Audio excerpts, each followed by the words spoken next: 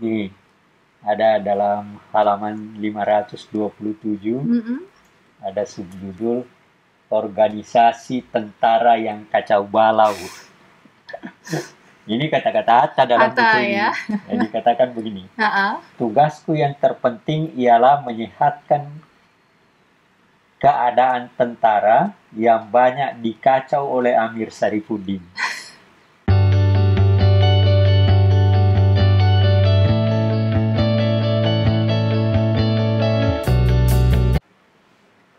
Assalamualaikum warahmatullahi wabarakatuh. Berjumpa kembali di YouTube channel Anhar Gonggong bersama saya Nian Anhar dan juga Ayah. Dan untuk episode kali ini kita akan mendengarkan cerita Ayah tentang sekitar pembentukan TNI dan perjalanan sejarahnya kemudian. Ya, uh, ini kan sebentar lagi akan Besok. oh iya besok ya, Besok tapi 5 mungkin Oktober. tayangnya berikutnya lah ya. Iya. Artinya kan ada hari ulang tahun Tentara Nasional Indonesia gitu ya. 75 tahun. 75 tahun ya. Berarti kan artinya sudah cukup lama dan Bukan lama, seumur dengan Republik. kemerdekaan ya. Dan dikatakan bahwa kekuatan TNI Indonesia tuh sebetulnya juga patut dipertimbangkan gitu ya, diperhitungkan ya.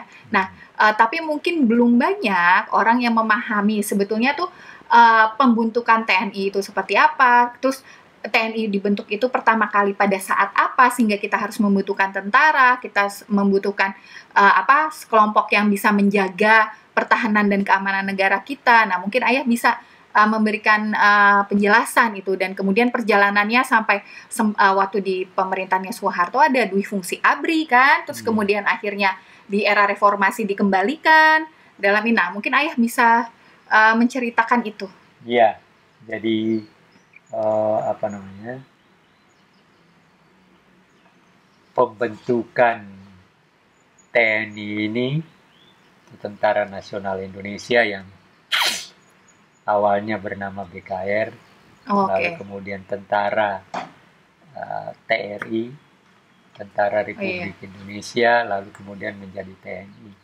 Jadi tentara kita itu nama terakhirnya Tentara Nasional Indonesia. Sebelumnya ada Tentara TKR, Tentara Kedaulatan Rakyat, Keamanan Rakyat. Tentara Keamanan Rakyat, Tentara Republik Indonesia, Tentara Nasional Indonesia. Kalau ABRI enggak? ABRI itu kemudian gabungan dari setelah polisi digabung. Oh, oke, ya. Jadi ya, keunikannya adalah bahwa tentara ini kan, kita itu merdeka, kita nggak punya tentara. Beda dengan negara-negara lain, ya seperti Malaysia, seperti jajahan Inggris. Itu tentara memang sudah ada. Jadi ketika mereka mereka merdeka, ya tentaranya sudah tersedia. Nah, kalau kita nggak ada, karena memang yang namanya penjajah Belanda itu tidak pernah mempersiapkan kita untuk merdeka. Dan bahkan ada semacam ketakutan sebenarnya Belanda kalau kita dibukakan ruang untuk ada kekuatan gitu. Karena kan walaupun dikatakan tadi bahwa ada macam-macam pemberontakan, justru itu yang dikhawatirkan juga Belanda, bahwa kalau kita punya kekuatan sebagaimana yang dilakukan Inggris misalnya, ya akan lebih berbahaya. Maka ya ketika mereka jajah kita, ya mereka bentuk tentaranya sendiri untuk kepentingan mereka sendiri.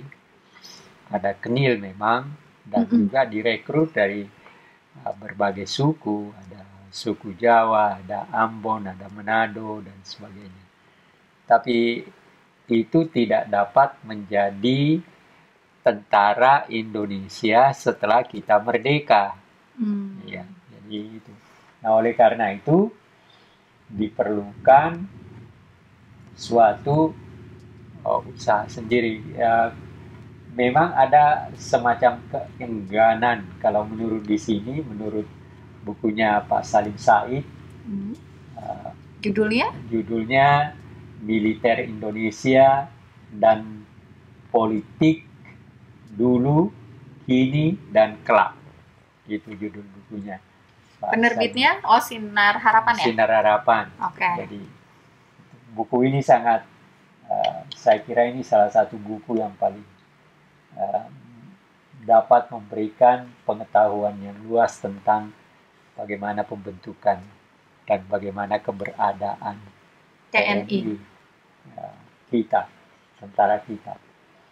Nah, Pak Salim Said mengatakan begini dalam buku ini. Ya.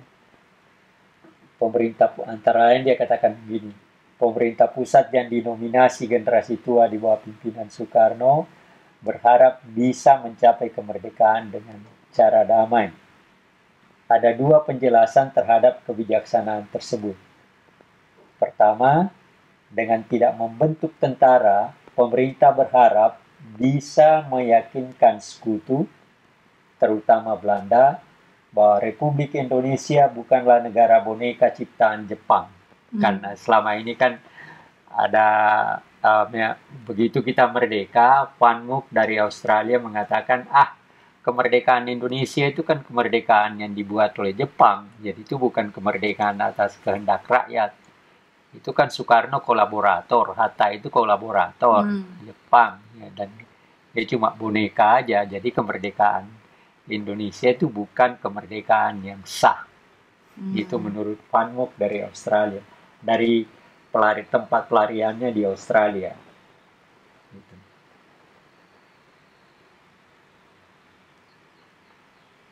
Ya.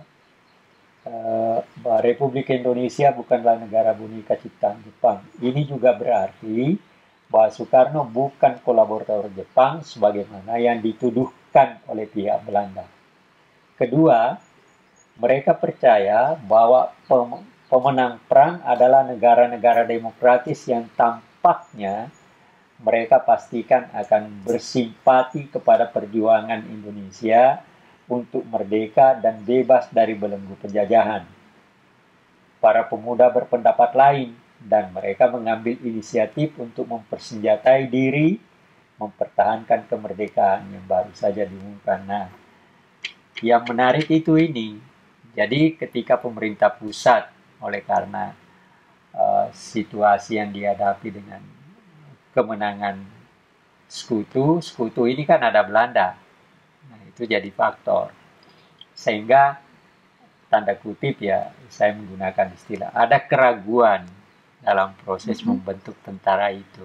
Karena ada Belanda di situ. Nah, lalu kemudian setelah kita proklamasi itu ya dengan sendirinya kan tidak mungkin kita ada negara tanpa tentara. Ya, tentara. Nah, rupanya anak-anak muda kita, pemuda-pemuda kita justru berbeda pendapat dengan pemerintah bahwa tentara itu diperlukan, gitu.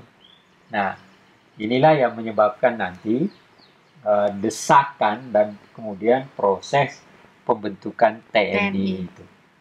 Ya.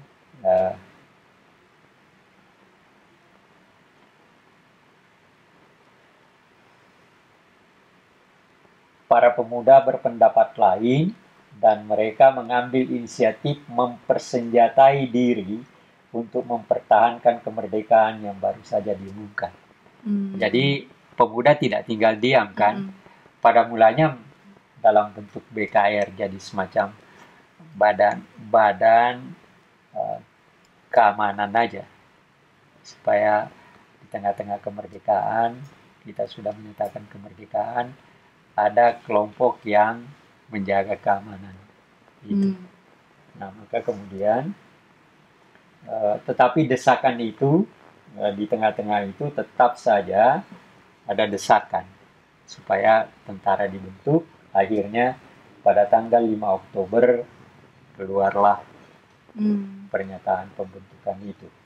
5 Oktober. Tetapi walaupun sudah gitu, menurut Pak Salim Said di sini, Profesor Dr. Salim Said, pemerintah masih juga ya tanggal 5 Oktober Bahkan setelah mendekretkan terbentuknya tentara tanggal 5 Oktober, pemerintah masih juga tidak memberi perhatian dan pengarahan seperlunya kepada para pemuda bersenjata yang telah mereka resmikan menjadi Tentara Republik Indonesia. Dalam keadaan seperti itulah para pemimpin tentara berkumpul di Yogyakarta pada bulan November 1945 untuk memilih pemimpin panglima besar mereka. Jadi ya sebenarnya itulah keunikan proses pembentukan tentara Indonesia. Jadi kalau mungkin boleh dikatakan TNI itu membentuk dirinya sendiri. Oke. Ya, dan TNI membentuk diri sendiri. Dari mana senjata mereka? Senjata mereka adalah dari Jepang. Jadi mereka merampas dari Jepang, tapi ada juga diberikan dengan damai misalnya. Bukan yang dari peta itu bukan? Iya, antara dari peta. Dari peta ya. Peta. Oke. Tentara Sudirman bisa memperoleh senjata dari Jepang tanpa harus pemaksaan, tapi dengan suatu negosiasi. Nah, disitulah Sudirman, kemudian dari Banyumas dia bentuk Dai Danco, dia komandan batalion, dia komandan batalion dan mempunyai pasukan. Nah, setelah proklamasi, maka itu menjadi sebuah kekuatan nanti untuk menghadapi Belanda. Oh, gitu. Jadi awal pertama yang jadi pemimpinnya itu Jenderal Sudirman? Bukan, macam-macam. Jadi Sudirman hanya menguasai daerah Banyumas. Oh, baik. Di tempat lain di Sumatera, di mana mereka bentuk sendiri. Ya, dengan pemimpin mereka. Di Jepang, di Sumatera kan ada juga tentara Jepang, bukan peta namanya, Kyugun. Oh ya. Dibentuk juga dan mereka ngambil senjata dari mereka. TNI mengambil senjata dari mereka. Nah, tetapi oleh karena pembentukan ini kan tidak ada komandan. Iya. Tidak ada komandan. Ya kalau bisa dibilang masing-masing sektoral per wilayah. Jadi ada dari di Jawa saja berapa banyak. Nah, lalu kemudian dari Sumatera ada berapa banyak. Lalu kemudian maka dibentuk ini dari sebuah sidang revolusioner. Ini buku Sudirman yang dibuat oleh Tempo. Itu koleksinya Tempo ya? Koleksi Tempo. Nah, di sini dia menerangkan, dia tentara Indonesia menciptakan dirinya sendiri, bukan dibentuk pemerintah atau partai politik. Dalam sebuah sidang revolusioner, Sudirman, mantan guru yang menjadi komandan divisi Purwokerto, dipilih dengan suara terbanyak sebagai panglima besar Tentara Keamanan Rakyat. Dia didukung para komandan ex-pembela tanah air. Karismanya yang kuat mengundang kesetiaan anak buahnya. Dengan itulah dia berjuang membela kemerdekaan. Bahkan ketika memimpin pemerintah, Soekarno dan Hatta menjadi tahanan politik Belanda. Jadi tanggal 12 November itu rapat di markas tertinggi Tentara Keamanan Rakyat di Gondokusuman di Yogyakarta dulu. 12 November ada semacam munas lah.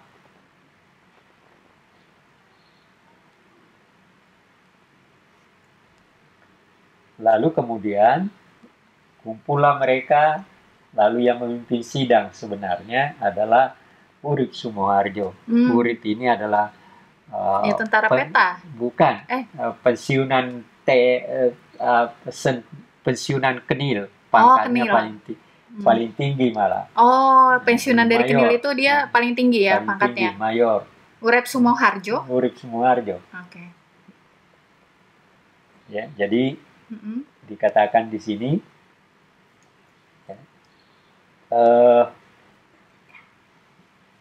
pada 12 November 45 itu tiba-tiba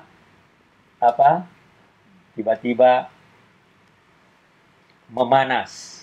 Mm-mm. Di situasi memanas tentu saja. Kenapa?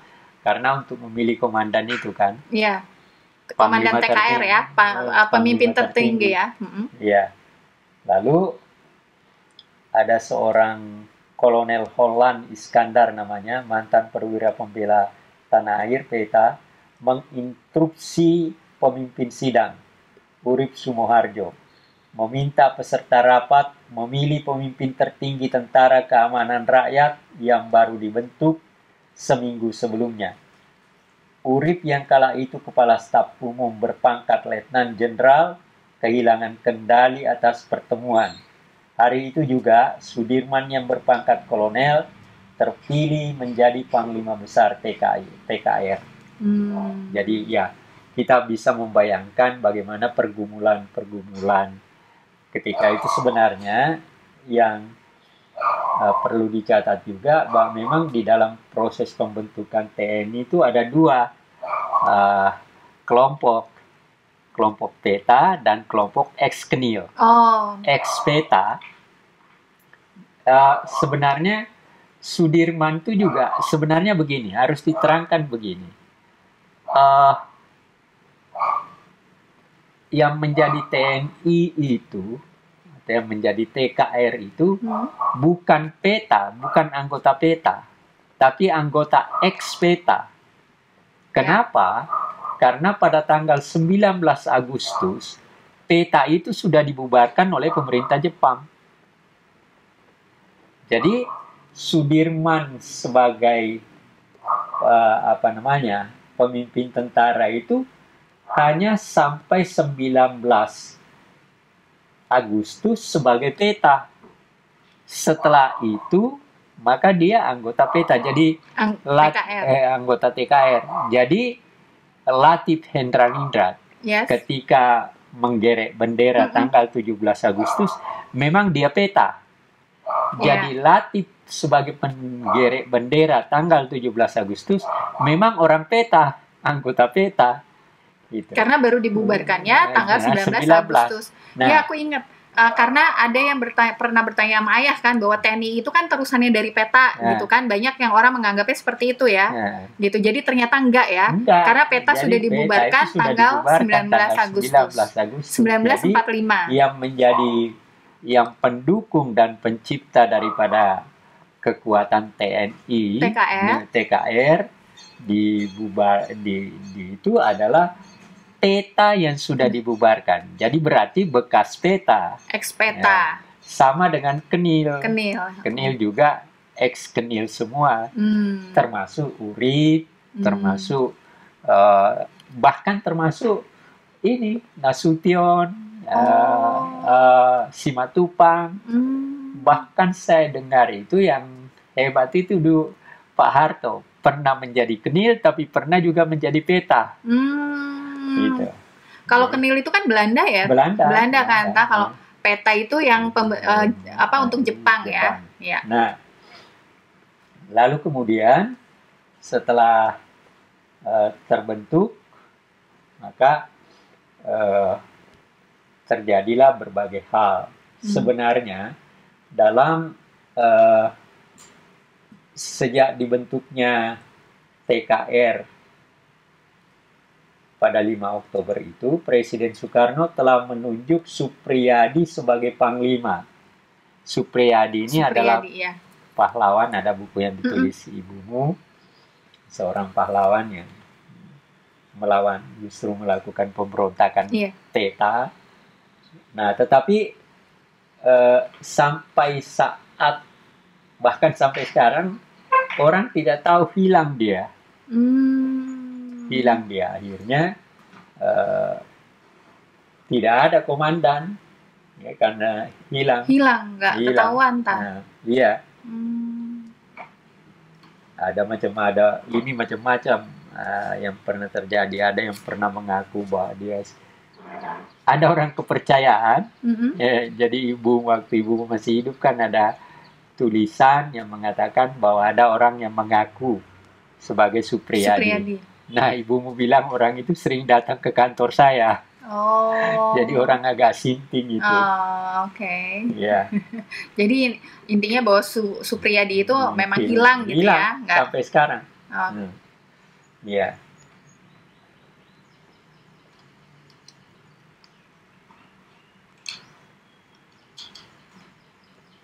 ya. Jadi itu akhirnya apa ya?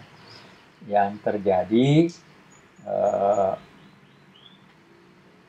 ketika proses pembentukan itu terjadi, maka dalam perjalanan sejarahnya nama-nama TNI ini berubah. Nama sebagai organisasi dari organisasi. BKR, TKR, lalu kemudian TRI, Tentara Rakyat Rakyat Indonesia. lalu kemudian TNI yang terakhir. Iya. Nah, dalam pidatonya pada tahun 47, kalau tidak salah, dalam rangka menyambut hari ulang tahun TNI.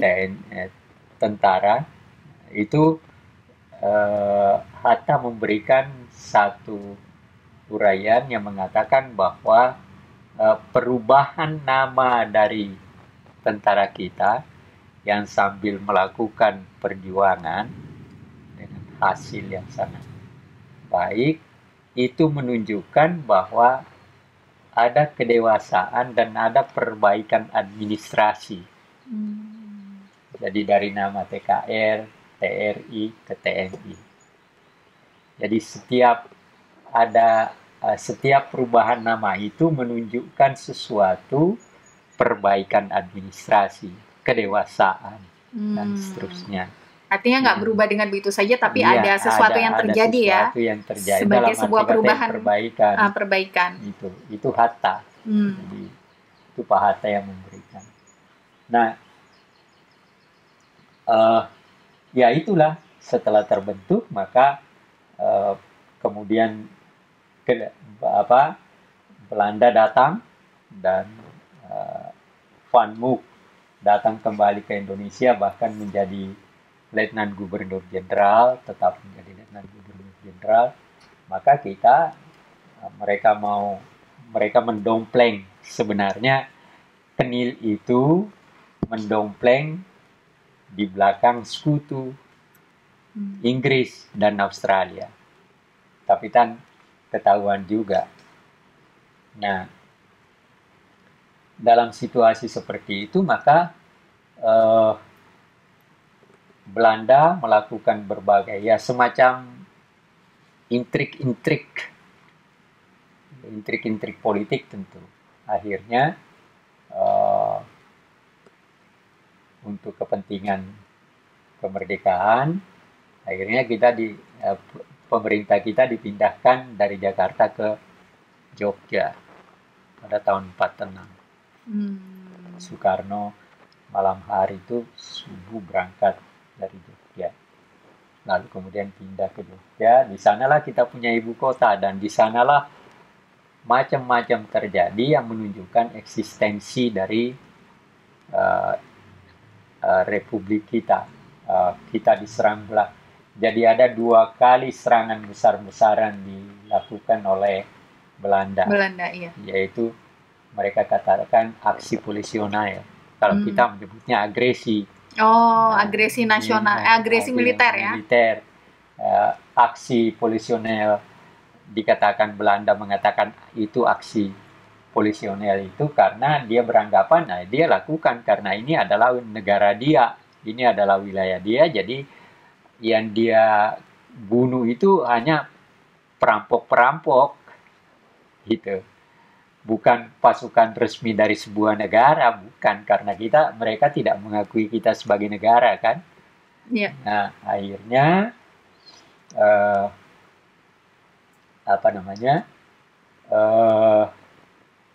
kita pindah ke Yogyakarta dan Sultan merelakan Yogyakarta sebagai tempat pemerintahan kita. Jadi kita itu selama merdeka sebenarnya 3 kota yang menjadi ibu kota kita. Pertama Jakarta, pindah ke Jogja, ketika Jogja diduduki Belanda, Iya. pindah ke Bukit Tinggi, Iya, ha. pemerintah. Jadi ya itulah kondisi kita sebagai bangsa yang baru merdeka dan penjajahnya tidak sadar untuk mengakui kemerdekaan Iya, kita, ya tidak mau kita mengakui ya. tidak mau mengakui. Malah mereka berusaha untuk kembali dengan alasan bahwa ya memang seakan-akan negeri ini milik dia gitu, ya, milik dia. Nah, tetapi kita kan melakukan perlawanan yang, nah, tahun 47 dia serang kita, aksi polisional Iya, pertama. itu yang pertama Tapi ya ada perundingan kan, kita Mm-mm. berusaha. Jadi ada perundingan Linggarjati, ada perundingan Renville. Renville. Nah, tetapi semua perundingan ini sebenarnya begini. Mengapa Sultan Syahrir bersedia dan kemudian juga didukung oleh Soekarno dan Hatta? Mengapa? Karena dengan berunding itu sebenarnya Belanda sudah memberikan pengakuan, walaupun tidak formal dalam penelitian resmi, tapi bahwa dia mau duduk bersama dengan pemerintah Indonesia berunding seperti itu, paling tidak secara de facto dia sudah mengakui bahwa ada pemerintah Indonesia. Iya. Gitu. Jadi pikiran Syahrir seperti itu. Tetapi kan orang lain yang tidak setuju seperti Tan Malaka itu seakan-akan kita dengan berunding itu kita seakan-akan berada dalam posisi yang lemah. Iya. Kita baru bersedia kalau kita sudah merdeka 100%. Ya, akhirnya tidak sejalan. Akhirnya apa yang terjadi? Tetapi Linggarjati ini kan dianggap sampai Sultan Syahrir 3 kali menjadi Perdana Menteri itu karena kebijakan-kebijakannya dianggap tidak tidak menguntungkan kita, tapi akhirnya dia hanya sampai 3. Akhirnya kemudian diganti oleh Amir Syarifuddin, kabinetnya. Iya. Nah, tapi Amir Syarifuddin tidak bisa menghindarkan diri juga daripada berunding. Lalu Amerika mengatakan, oke, kalau kalian mau berunding, itu ada kapal perang saya, Renville, Anda berunding di sana lah. Ya udah, akhirnya berunding. Nah, tetapi yang mewakili Belanda itu orang Indonesia. Iya, orang. Iya. Nah, lalu kemudian hasil Renville juga lebih jelek daripada Linggarjati. Akhirnya melahirkan konflik terus-menerus gitu. Nah, lalu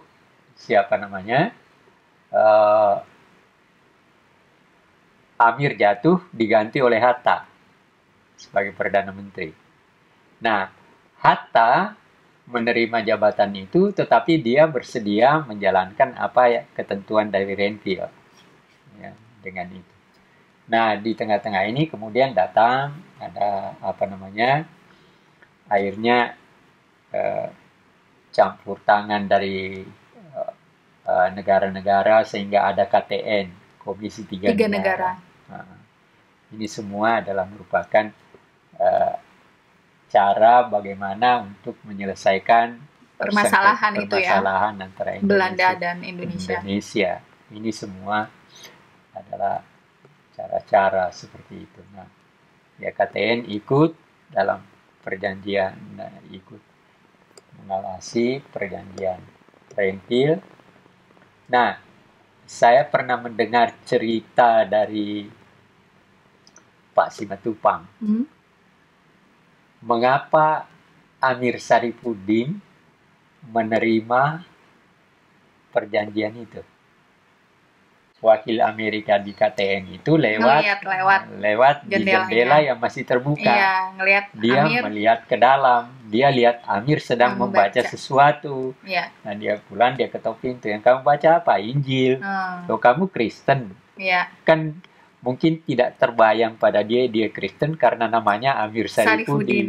Iya kan? Lebih berbau Islam. Nah, akhirnya dari situ rupanya karena ketertarikan sama-sama, Kristen, ya katakan terima aja. Itu Simatupang. Berdasarkan cerita dari Pak Simatupang. Ya, di pusat sejarah TNI. Dulu waktu datang berceramah. Itu cerita. Apakah itu? Saya kira Pak Simatupang tentu punya informasi. Punya informasi yang memang juga relevan ya. Bisa. Pasti. Lalu diterima. Tapi akhirnya Renville itu kan hasilnya lebih jelek, malah kita disuruh mundur. Kita sudah punya wilayah, malah kita mundur karena dari garis Panmuk. Akhirnya ya mundur kan, tapi akhirnya yang menggantikan Amir Syarifuddin adalah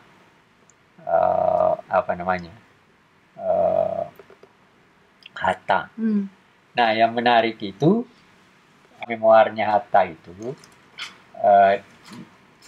agak sedikit kesel sebenarnya, karena malah ada subjudul yang mengatakan bahwa TNI amburadul, tidak karuan. Karena apa? Situasi pembentukannya dan segala macam. Dia cerita begini, Hatta cerita begini dalam buku itu. Ada 5 orang laksamana yang diangkat oleh Amir Syarifuddin, tapi tidak punya kapal, kan malah tinggalnya di gunung. Masa angkatan laut tinggal di gunung? Harusnya di laut. 5 orang katanya diangkat, dan itu teman-temannya Amir Syarifuddin tentu. Nah, akhirnya dikurang. Nah itu, iya, ini. Jadi ada dalam buku ini. Iya. Muhammad Hatta, memoir. Ya, ini nanti dulu terbitannya tuh suka nggak kelihatan. Diterbitinnya oleh Yayasan Hatta. Iya. Jadi di sini dikatakan. Tentara itu Syahrir mendesak, Soekarno menolak. Jadi dikatakan di sini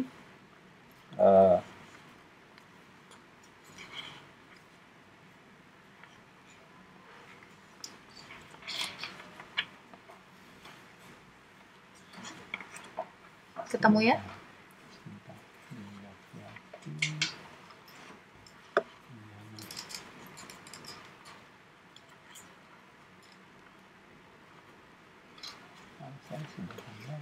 Kami dikata tuntutan FDR, jadi di sini itu memperlihatkan. Nih, ada dalam halaman 527 ada subjudul organisasi tentara yang kacau balau. Ini kata-kata Hatta dalam buku ini. Jadi katakan begini. Tugasku yang terpenting ialah menyehatkan keadaan tentara yang banyak dikacau oleh Amir Syarifuddin. Karena 5 laksamana itu. Iya, itu disebut dalam di sebelah TNI, katakan itu. Di sebelah TNI, tentara yang resmi, diadakan TNI masyarakat. Yang diduga tentara bagi FDR. Apa itu FDR? Front Demokrasi Rakyat, pimpinan, ya pengaruh Marxis, PKI. Komandannya bernama Joko Suyono, yang berasal dari PETA. Di sebelah Angkatan Laut Indonesia, yang pemimpinnya tinggal di Tegal, diadakannya pula Angkatan Laut Spesial, yang dipimpin, bukan 5 orang, saya keliru. Yang dipimpin oleh 9 orang admiral. Itu admiral itu sama dengan laksamana. Semuanya kawan-kawan Amir Syarifuddin. Angkatan Laut Spesial itu cuma namanya, dan kawan-kawannya yang menjadi admiral tinggal di gunung, terutama di sekitar Malang dan Lawang. Waktu itu banyak tentara yang hijrah dari Jawa Barat, terutama tentara Siliwangi yang terbanyak dari Priangan. Mereka itu kuat bertempur waktu melawan menentang tentara Belanda yang mau menghancurkan Republik Indonesia. Jadi ini keadaan yang digambarkan oleh Bung Hatta ya. Oleh Bung Hatta. Jadi bagaimana, dan Bung Hatta juga karena melihat situasi itu mau melakukan rasionalisasi. Ya, jadi ini pada bulan Maret 48 aku mulai mengadakan rasionalisasi. Pertama, kutetapkan perbandingan antara prajurit dengan senjata sama dengan 4 lawan 1. Jadi tentara kan ada tentara yang tidak punya senjata. Ya, waktu itu keadaannya kan kayak gitu. Kan karena memang juga mungkin senjata juga masih terbatas. 4 prajurit 1 senjata. 4 prajurit 1 senjata. Ofisir menurunkan pangkatnya 1 tingkat.